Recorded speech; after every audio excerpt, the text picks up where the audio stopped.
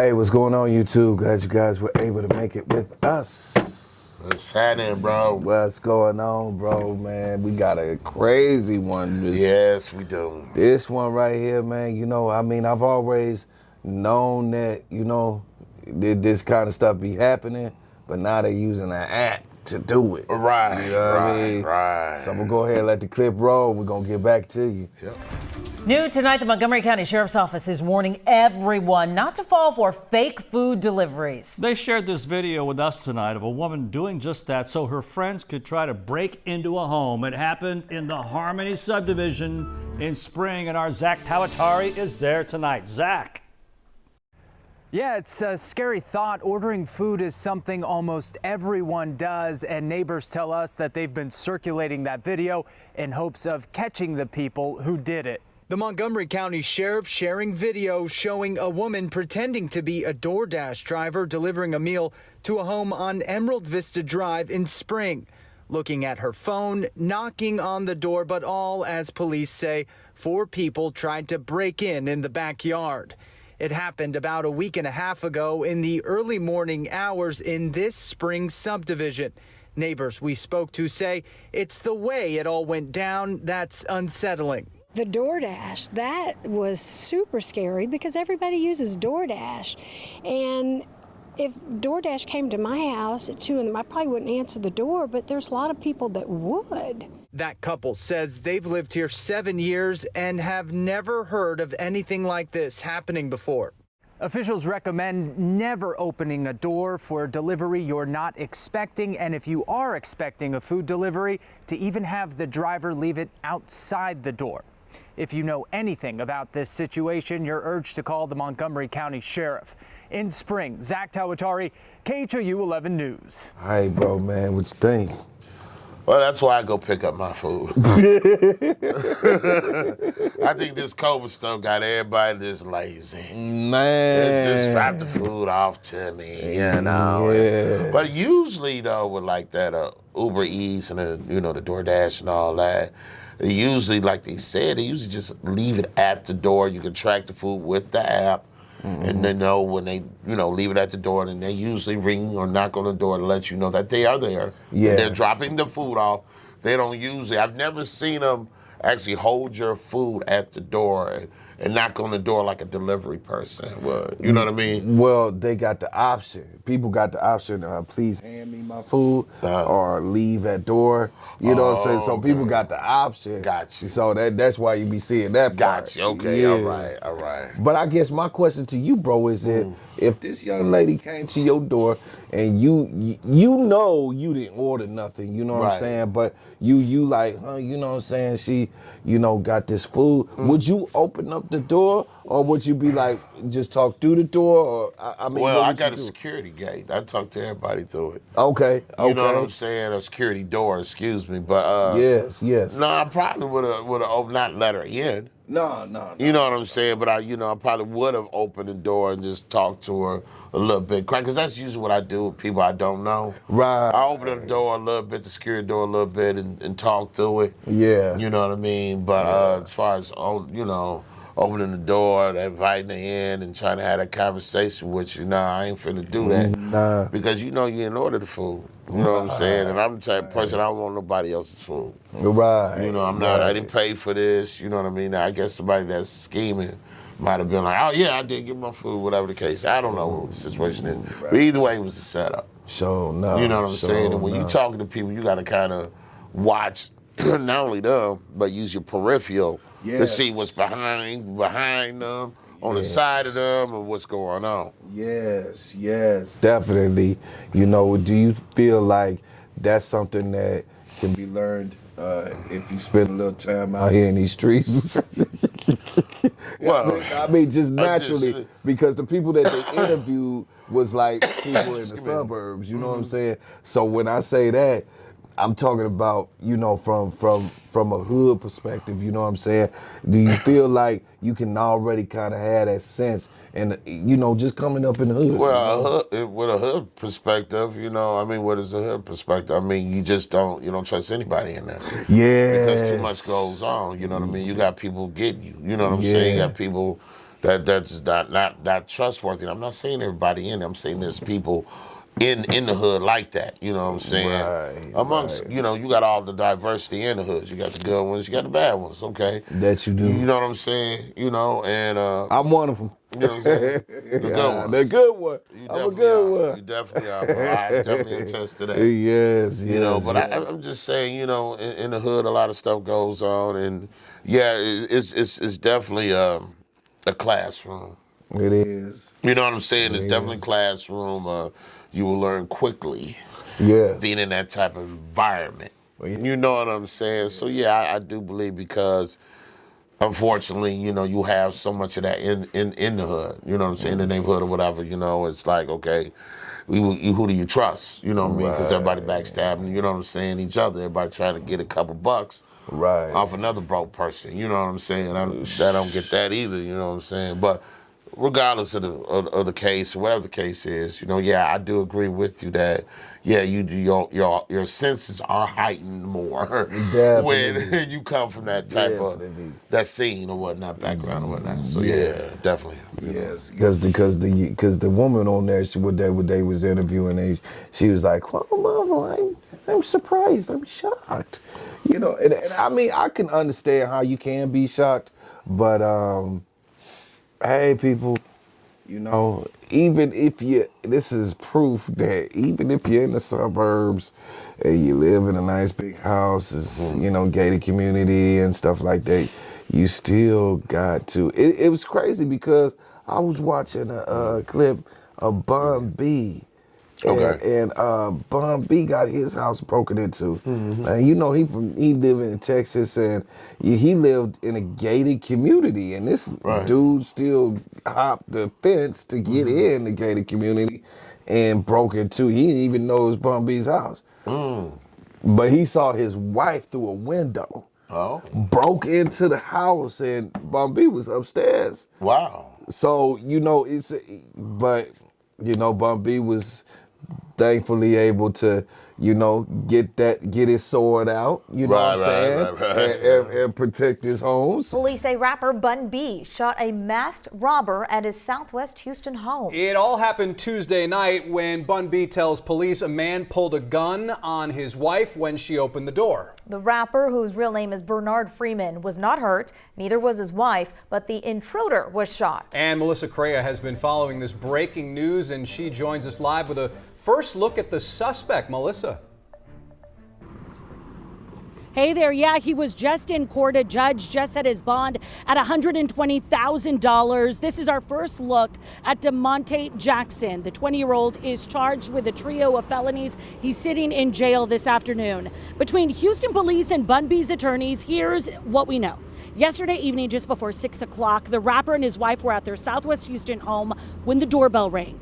Bun B was upstairs, so his wife answered the door. Not a big deal, she says. She told police she was expecting a package. Here's what the couple's attorney says happened next. She then forced his way in, held Mrs. Freeman at gunpoint in an act of tremendous courage on her part. Her fear this was someone here trying to target her husband. So she gave him the car keys and all the possessions she had. He insisted on going upstairs. She acted like she couldn't and pushed him to just take the car and leave.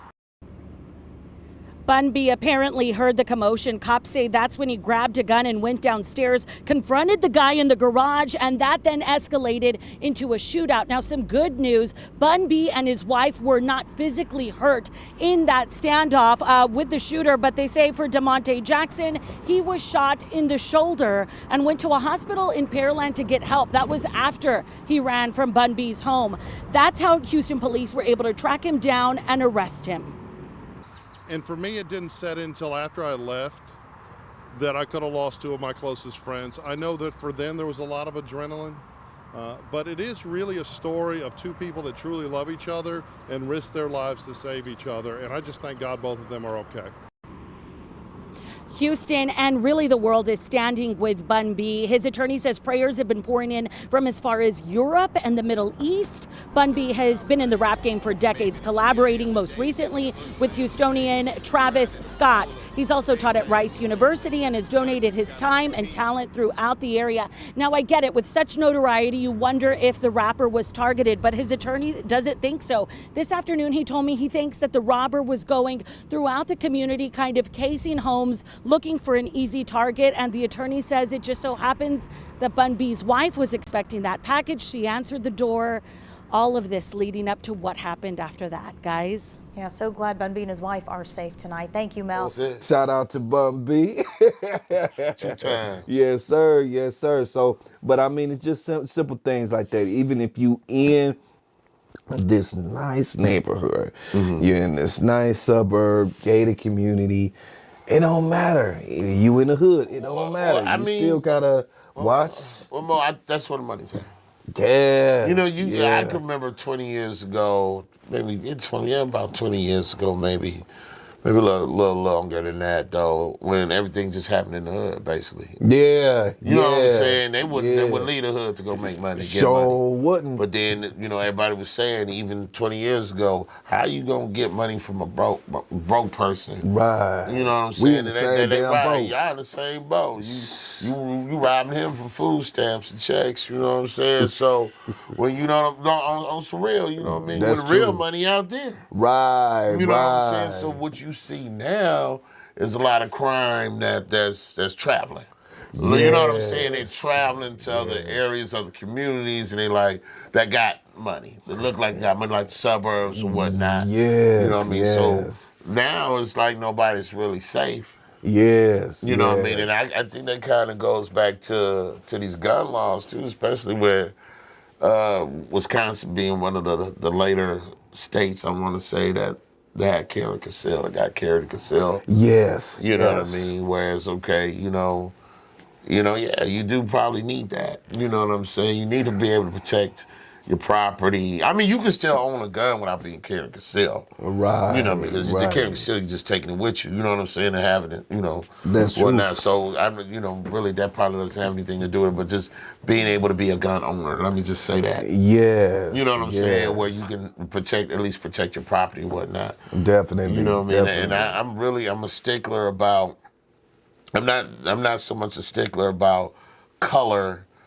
The color of your skin when it comes to working hard. Believing and loving God. You know what I mean? Being blessed by God. Working hard for not only for you yourself but for your family. Yes. And working hard for the things you have. Okay. Right. It's all you have. Yes. And I'm really, really adamant about protecting what I have, and I don't care who you are. If you in that boat, I'm with you on that. You know what I mean? Right. I don't like anybody steal or take nothing from me because it feel like I've been violated. You know what I'm saying? Especially when you not even taking from me because you really need. Because if you really need it, what you really doing with the money? How you spending the money? Are you taking it because you need some groceries? So you need to pay a bill? Or are you just taking it because you think it's an easy lick and there's a lot of money there? You can get you a new chain or I don't know, with some drugs, whatever you're going to do, something stupid with it. Definitely. You know what I'm saying? Desperation is desperation, but I don't think all these break-ins, robberies are desperation. They don't want to work. No. They want a quick come up. That's it. It's always like a crime of opportunity. Basically, it's just, hey, it's there. You know what I'm saying? And we got a chance to get it. We'll take it. It's like that. It ain't no. I don't feel like a lot of people that's doing that type of crime is doing it because they actually gotta feed their daughter. I don't believe that shit, man. You don't. Excuse my French. I don't really believe that, man. A lot of these dudes, they just spending it on themselves. It'll be gone just like that.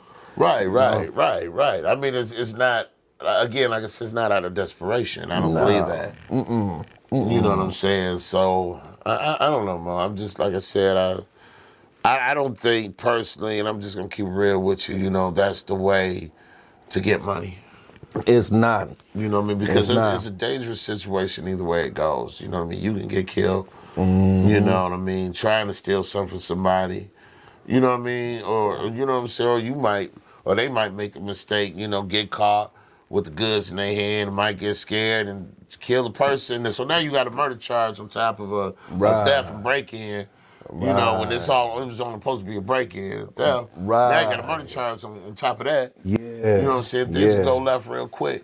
Which every one of them will pay for. Yes. And that's real. You know, nowadays I don't feel like we in that boat that we was years ago. Like, oh, I gotta say it. You know, like there's so many opportunities out here today. I mean, you got kids out here making money online. You know what I'm saying? Right. It ain't no reason why you can't find a way to make money that is legit. Right. There's no reason, absolutely no reason. And so when a person say they ain't had no other choice, nah, you got plenty of choices out here. Plenty of choices. There's so many people out here standing on the corner. Not saying that I condone it or that I would suggest it, but there's so many people out here standing on the corner holding up the signs. And they may not be homeless. Right, staring at you in the car at the red light. Right. Trying to get that eye contact. Right. You know, you work hard for your money. Right. You should give it to them. Well, because they asking for it. Listen, bro, it's nothing wrong with sharing your wealth and helping somebody that needs something. Nah, right? not at all. So, not at all. I don't mean that. What I just said, I don't mean right, like I know you don't mean it like that because, somebody helped us coming up. You know what I'm saying? So, when you being blessed, it's only right to return the blessings. Do I give money to everybody, every stoplight? Mm-hmm. Person I see with a homeless sign? No, I do not. Right. You know what I'm saying? But do I help people? Yeah, when I can. And when I do, I keep it to myself. There's no need to broadcast that or glorify it. Right. That's between you, that person, and God. That's it. You know what I mean? So, definitely. I advocate for people that don't have stuff because I look at me. I'm over here doing 10 times better than this person.